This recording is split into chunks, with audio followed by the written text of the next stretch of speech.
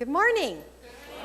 I'm Reverend Karyl Huntley, and you are here at the Golden Gate Center for Spiritual Living. And I'd like to take this opportunity to welcome anyone who is here for the first time. Do we have anybody like that? We have our goddess here with these sacred packets. And the sacred packets sort of tell you a little bit about our community, a goddess on either corner here. Anybody here for the very first time? Yay, good, excellent. Welcome. Yeah.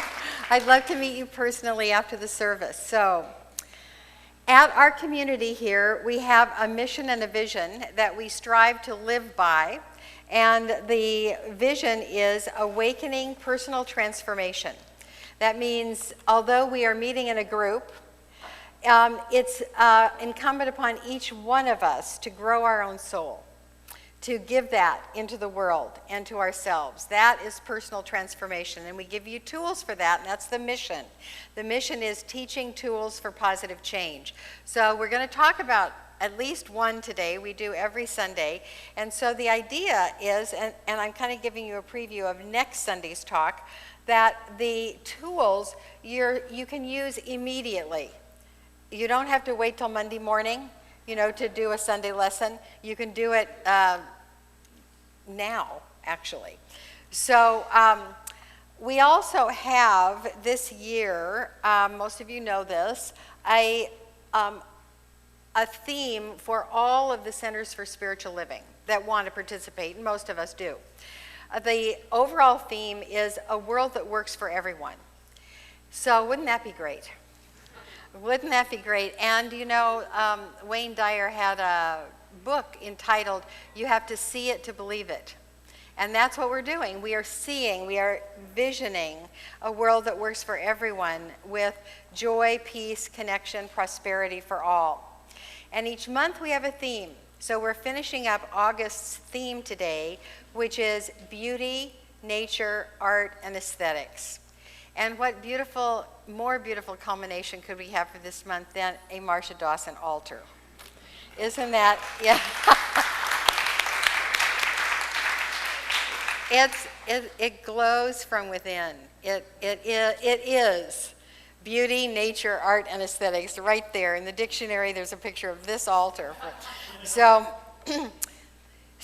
I'm going to build today on last week's quote. We don't have a slide for it, but last week's quote was, "We believe in the eternal givingness of life to all."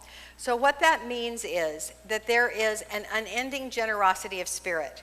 That just like this altar, this is like a harvest altar that reminds us that the natural world continues to give and give and give and give and give. And that is, a manifestation of God, of the infinite. So the teaching is that everything is continuously being given. So Pat Malone does the bulletin. So she took it upon herself to actually, she didn't know this, that she was encapsulating my entire talk. In this little quote right here, I'm going to read it for you. "Life is an eternal givingness, the offering of the cosmic self to the joy of its own fulfillment. You and I are part of this joy, and we find fulfillment only as this joy passes through us to others." So what this says is that God loves to give of itself in all of these wonderful things in the world, and that as we replicate that generosity of spirit, then we feel ourselves as one with God. And that's the best feeling there is. That's it. That's why we do everything in the whole wide world, is to feel closer to that oneness. And it's why when we feel separate, it's why we go into addiction, because feeling separate is too painful. So everything that we can possibly do, the skills, the tools for positive change, are all to reestablish that conscious connection with spirit. So today we take up the topic of generosity, and we see it, we notice it, we experience it, we expand it, and we express it. That's what we're going to talk about today. So this is the quote for today, which is, "We see a world in which resources are valued, cared for, and grown, and where there is a genuine and continuous sharing of these resources.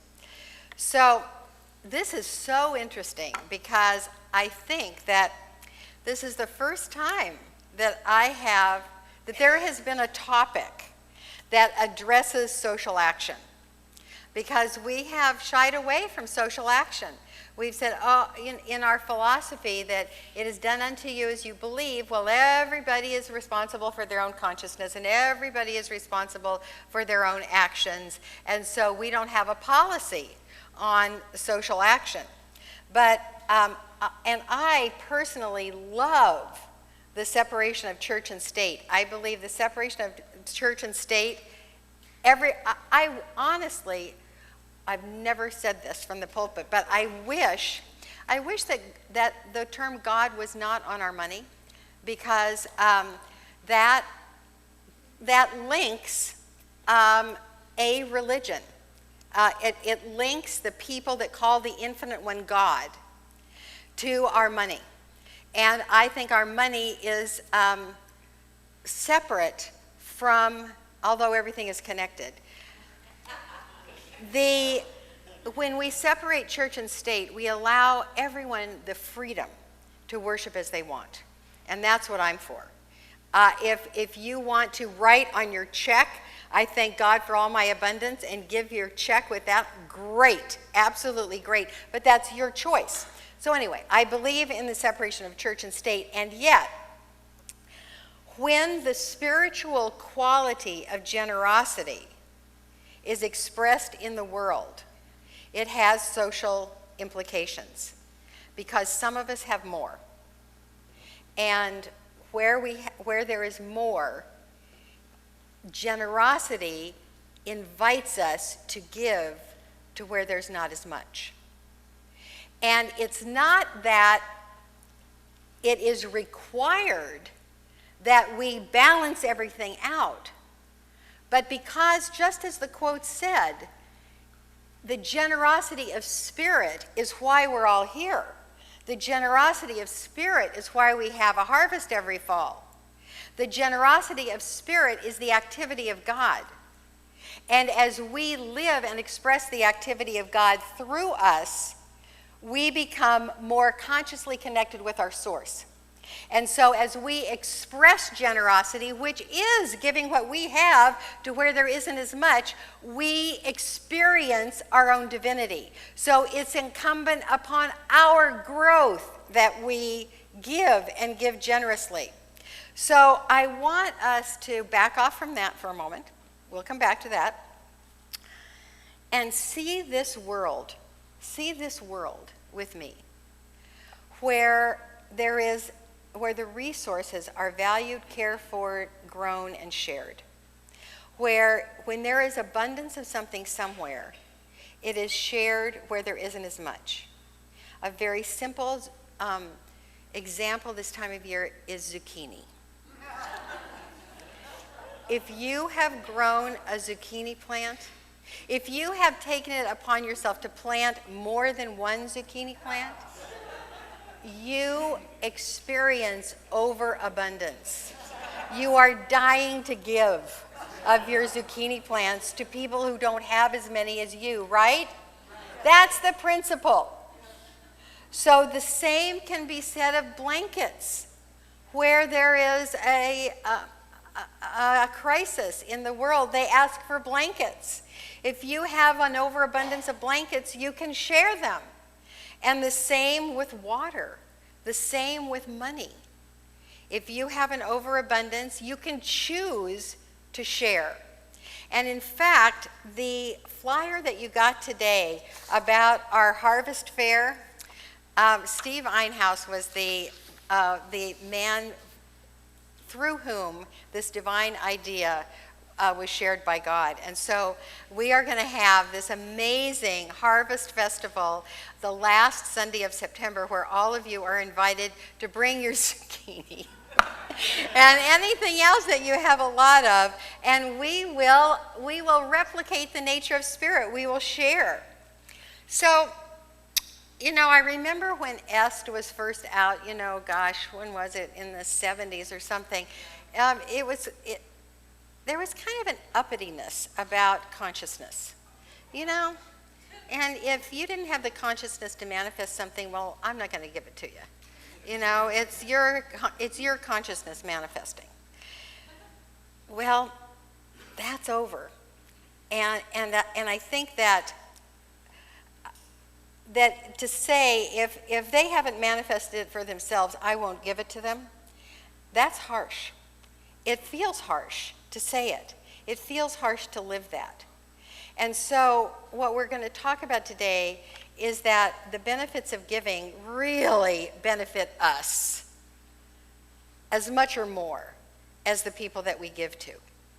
So think about this world with me, this world that has a generous flow of resources in all areas.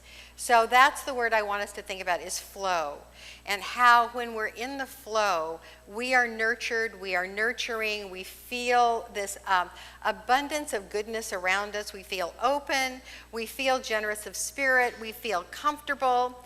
And so I want to just ask, you know, how many of you have given something to someone that just admired it? Somebody said, oh, that's a great necklace, or those are beautiful earrings, or, yeah, look at that. How great was that to do, right? How great was that?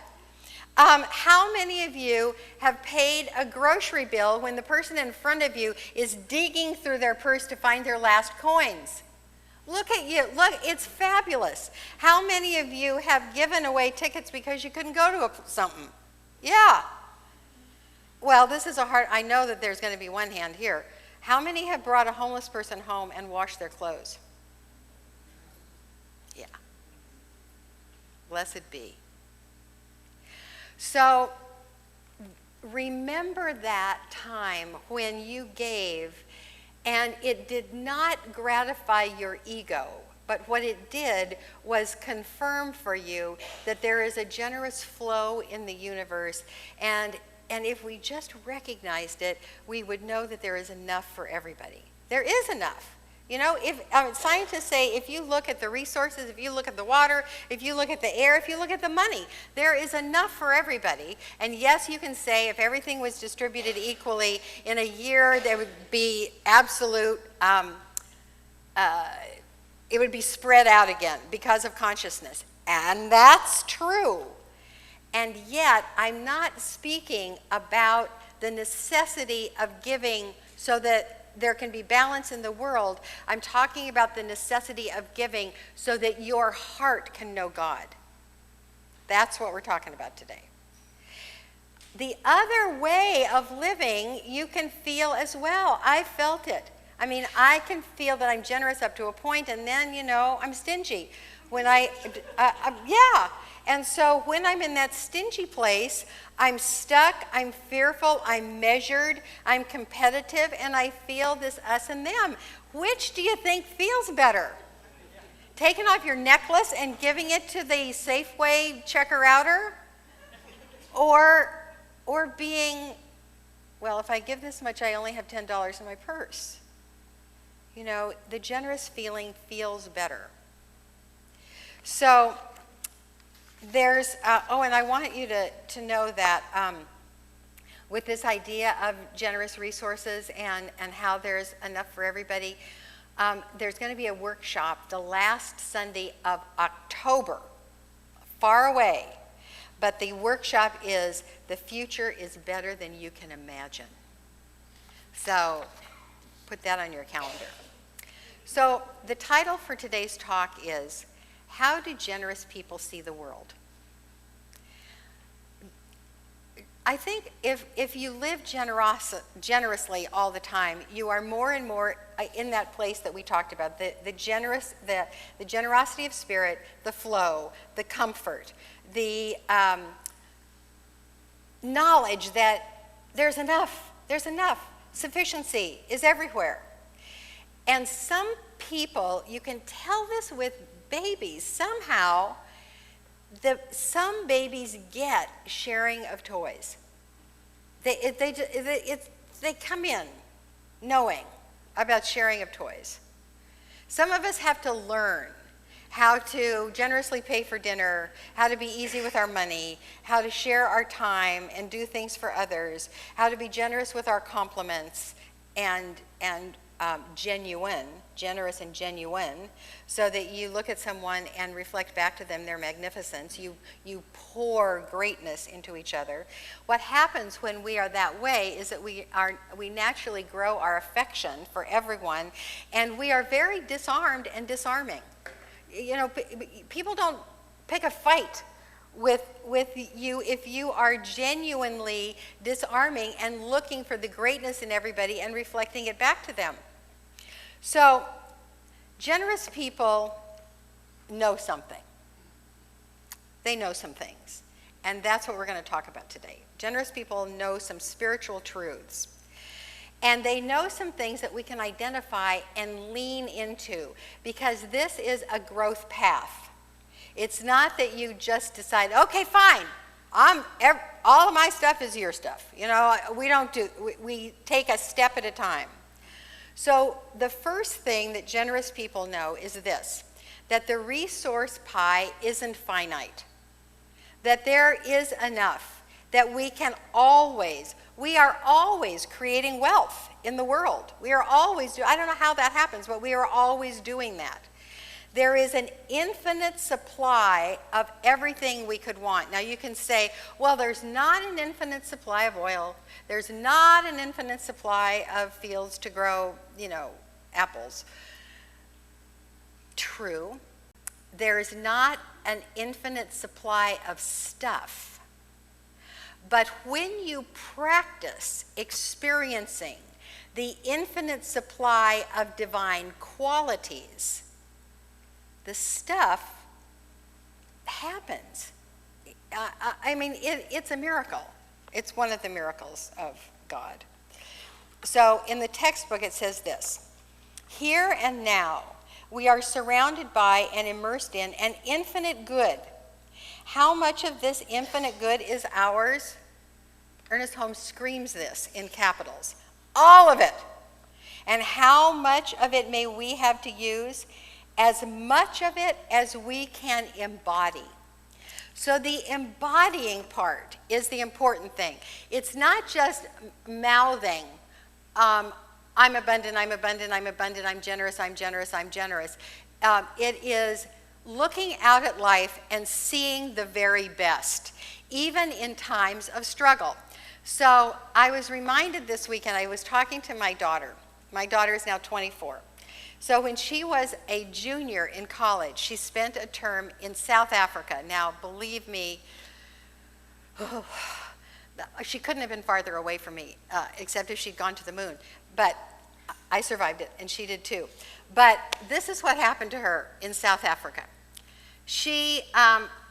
We can Skype, so we can talk. So she calls me up, and she says to me,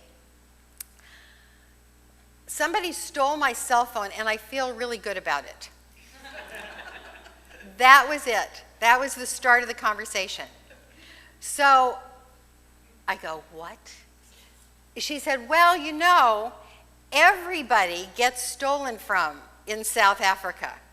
And so somebody just took my cell phone, and it was so easy and simple. They just took that, and now it's over for me.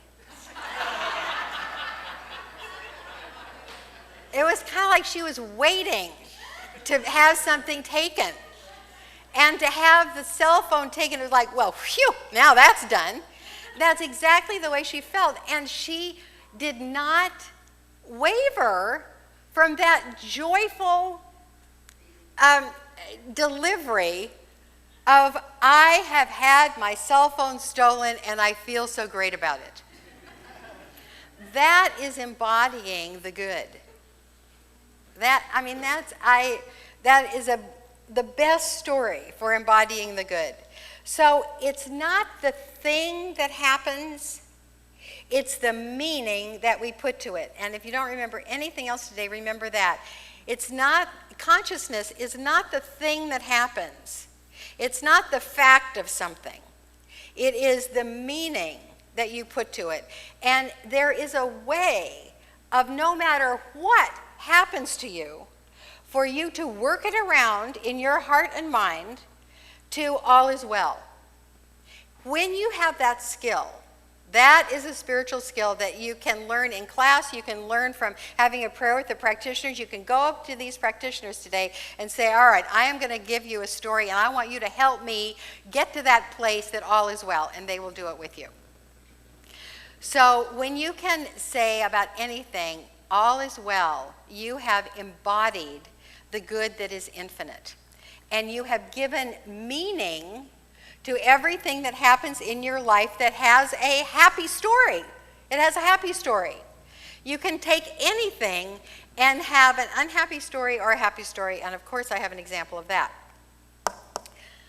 with this next thing that generous people know, which is that life gives back what you give out. So what you give out is what you think, what you speak about, your attitude in the world, your action in the world.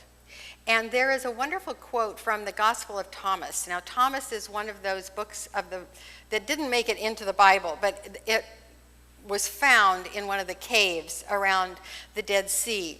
And it's a part of the Nag Hammadi library now. So the Gospel of Thomas is a book of sayings that supposedly Jesus said. And some of them are very enigmatic. This one, although I think I pretty much understand it, I hope, one level. I understand it at one level. If you bring forth what is within you, what you bring forth will save you. If you do not bring forth what is within you, what you do not bring forth will destroy you. So what that means to me is that what is within us is God. What is within us is the mind of God, the love of God, the generosity of spirit that is the activity of God. And that is what we are made of. And if we bring that forth, we will be happy in the world. We will love our life. If we fail to bring that forth, if we live in the stuck competitive us and them world, that will destroy us. Do you see that? It's not real. The competitive us and them world is not real. What's real is God within you and God within the next person, and that's one. That's the same. When you bring that forth, it'll save you. So, we had a very interesting thing happen in the last couple of weeks here. As you might recall, those of you who have been here on a regular basis, the prosperity team now accepts the offering. And in the summer, our money has gone down this summer, like it did last summer, and the summer before that, and the summer before that. So we say this. The prosperity people say, we're not bringing in enough money to pay our bills. And they said that like 2 or 3 weeks in a row because not all of you come every Sunday, so we wanted to have that fact out there. So that's the fact. The fact was that in this summer, as in last summer and the summer before that, we did not bring in enough money to pay our bills, and so Ggcsl has to save the bills for when we have enough money. So that's the fact. So here are the meanings. There were some people who came forth who said, this is not according to principle. You are not speaking in principle. You are talking negatively. I don't like to hear it, and maybe I won't come anymore.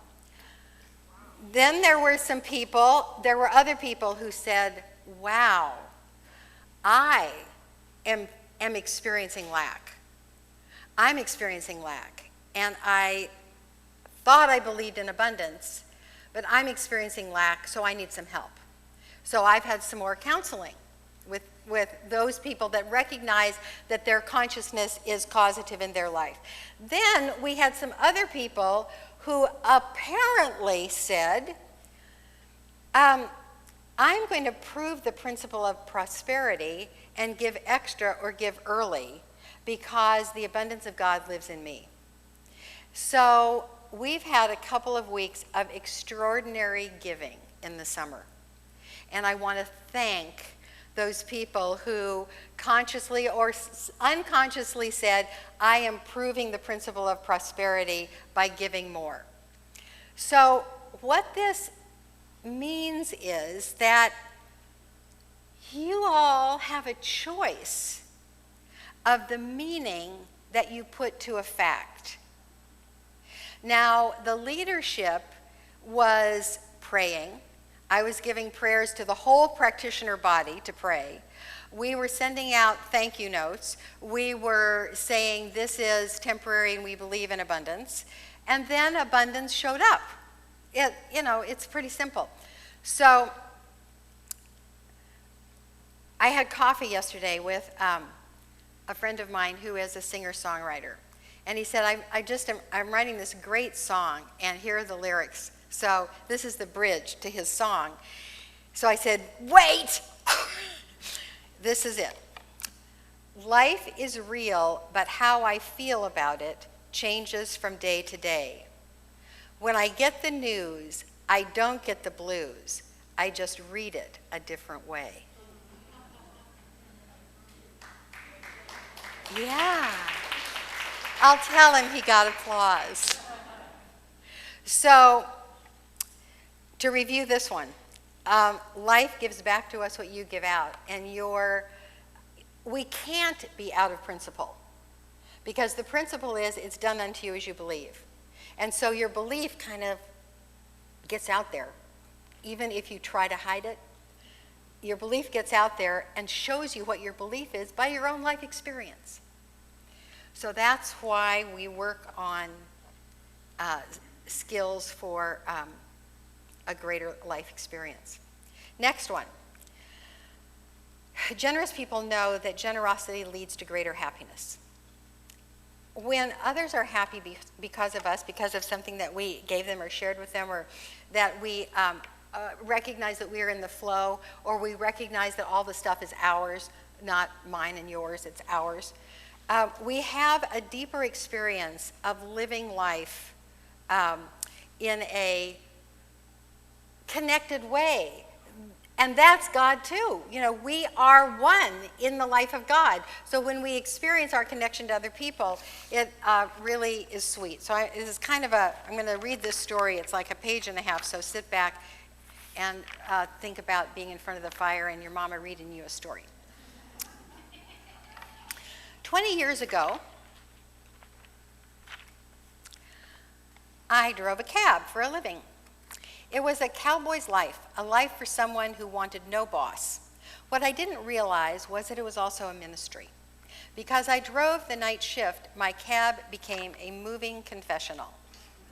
Passengers climbed in, sat behind me in total anonymity, and told me about their lives. I encountered people whose lives amazed me, ennobled me, made me laugh and weep. But none touched me more than a woman I picked up one late August night. I responded to a call from a small brick fourplex in a quiet part of town.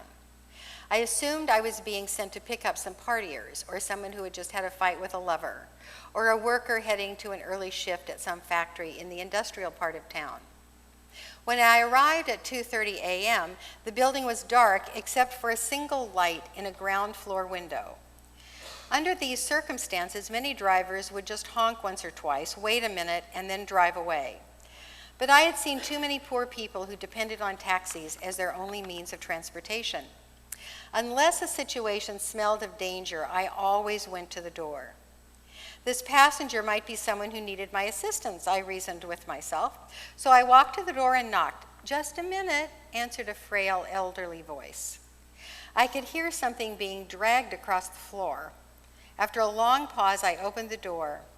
A small woman in her 80s stood before me. She was wearing a print dress and a pillbox hat with a veil pinned on it like somebody out of a 1940s movie. By her side was a small nylon suitcase. The apartment looked as if no one had lived in it for years. All the furniture was covered with sheets. There were no clocks on the walls, no knickknacks or utensils on the counters. In the corner was a cardboard box filled with photos and glassware. "Would you carry my bag out to the car?" she said. I took the suitcase to the cab and returned to assist the woman. She took my arm and we walked slowly toward the curb. She kept thanking me for my kindness. "It's nothing," I told her. "I just tried to treat my passengers the way I would want my mother treated." "Oh, you're such a good boy," she said. When we got in the cab, she gave me an address, then asked, "Could you drive through downtown? It's not the shortest way, I answered quickly. Oh, I don't mind, she said. I'm in no hurry. I'm on my way to a hospice. I looked in the rearview mirror. Her eyes were glistening. I don't have any family left, she continued. The doctors say I don't have very long. I quietly reached over and shut off the meter. What route would you like to take? I asked. For the next 2 hours, we drove through the city. She showed me the building where she had once worked as an elevator operator. We drove through the neighborhood where she and her husband had lived when they were newlyweds. She had me pull up in front of a furniture warehouse that had once been a ballroom where she had gone dancing as a girl. Sometimes she'd ask me to slow in front of a particular building or corner and would sit staring into the darkness, saying nothing. As the first hint of sun was creasing the horizon, she suddenly said, I'm tired. Let's go now. We drove in silence to the address she had given me. It was a low building, like a small convalescent home, with a driveway that passed under a portico. 2 orderlies came out to the cab as soon as we pulled up. They were very attentive, watching her every move. They must have been expecting her. I opened the trunk and took out the small suitcase and took it to the door. The woman was already seated in a wheelchair. How much do I owe you? She asked, reaching into her purse. Nothing, I said. Well, you have to make a living, she answered. There are other passengers, I responded. Almost without thinking, I bent and gave her a hug. She held onto me tightly. You have given an old woman a little moment of joy, she said. Thank you, dear. I squeezed her hand, then walked into the dim morning light. Behind me, a door shut. It was the sound of the closing of a life. I didn't pick up any more passengers that shift. I drove aimlessly, lost in thought. For the rest of that day, I could hardly talk. What if that woman had got an angry driver, or one who was impatient to end his shift? What if I had refused to take the run, or had honked once, then driven away? On a quick review, I don't think that I have done very many more important things in my life. We're conditioned to think that our lives revolve around great moments, but great moments often catch us unaware, beautifully wrapped in what others may consider small ones.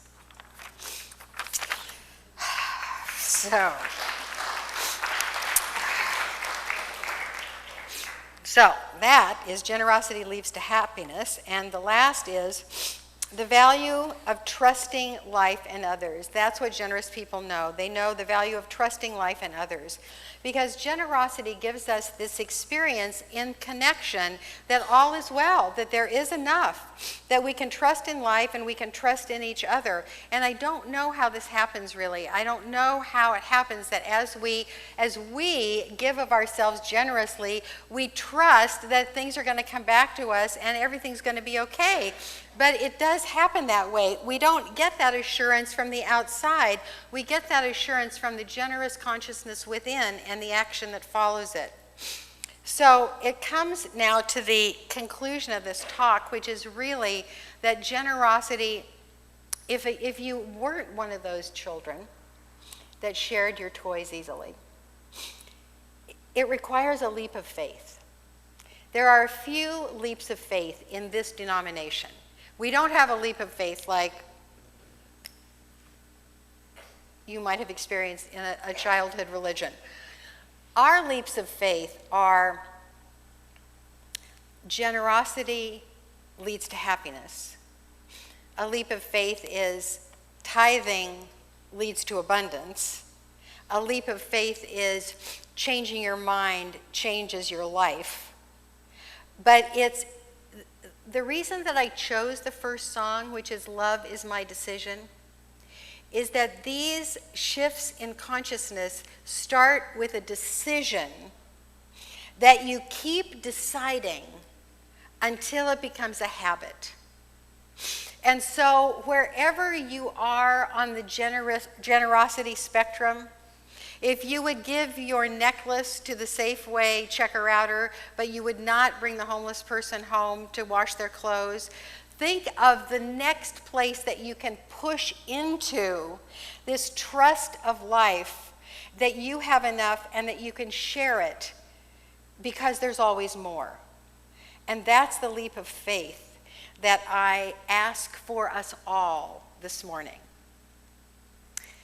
The spiritual principles, coming back, that we have talked about are: life gives to us what we give, and there is a never-ending supply of good. The spiritual practice that I want to take, and I want you to take, is this: take the leap of faith and give wholeheartedly. And so, with the inner work now, remembering, I'll just take a moment and read this beautiful quote that Pat Malone put in the bulletin. Life is an eternal givingness, the offering of the cosmic self to the joy of its own fulfillment. You and I are part of this joy, and we find fulfillment only as this joy passes through us to others. So, pretend that you are giving a gift that is really wanted. You are giving a really big denomination of a bill. You're giving a $100 bill to a family on a corner. You are giving your extra set of dishes to someone who had a fire in their house. You're giving something that you have to a place that doesn't have it. And you see how well that gift fits in its new place. You see how well your gift completes a piece of the world where something was lacking. And you have contributed to the flow of life, to the comfort of others. You have contributed to the disarming of the world. And you have contributed to world peace by giving something that you had plenty of into a place that didn't have enough. And feel how the joy of God lives in you because of it. Blessed be.